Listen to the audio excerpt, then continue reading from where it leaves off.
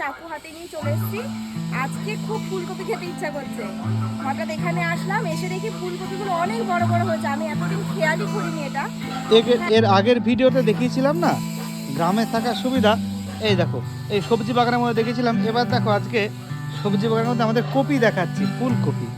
এই দেখো আমাদের ফুলকপি কেমন হয়েছে। এই যে আমি চাকু হাতে নিয়ে চলে এসেছি।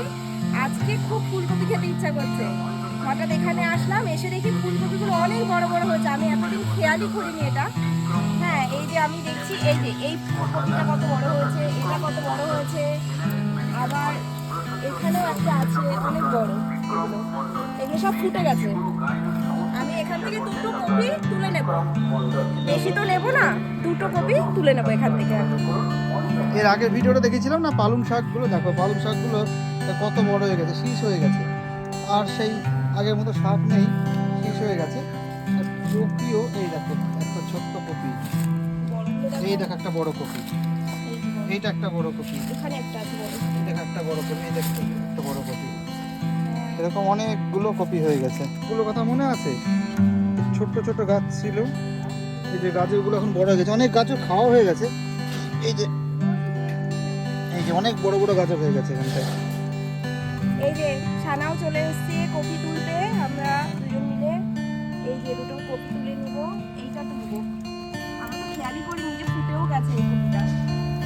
দেখো কত বড়। পাশেরটা তুলতে ইচ্ছা করছে, কিন্তু পাশেরটা থাক, খাবোই বা কত।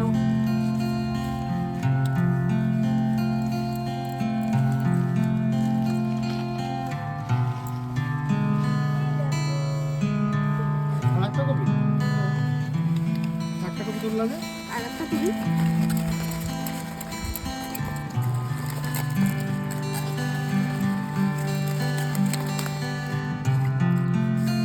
বিকজ আই লাভ ফুলকপি, আমার সবচেয়ে প্রিয় সবজিটা।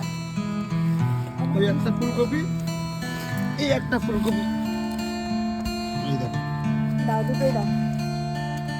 এই তো। আজকে তুমি ফুলকপি খাবা? না, ওকে খাওয়াবো না, তারপর কি খাবে? আমরা খাবো।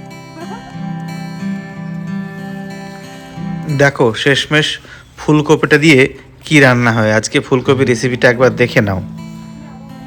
ওই দেখো, এই দেখো যে ফুলকপিটা নিয়ে আসা হলো, এবার এটা দিয়ে ফুলকপি রোস্ট বানানো হয়েছে। এই ফুলকপি রোস্টে কি কি থাকে গো?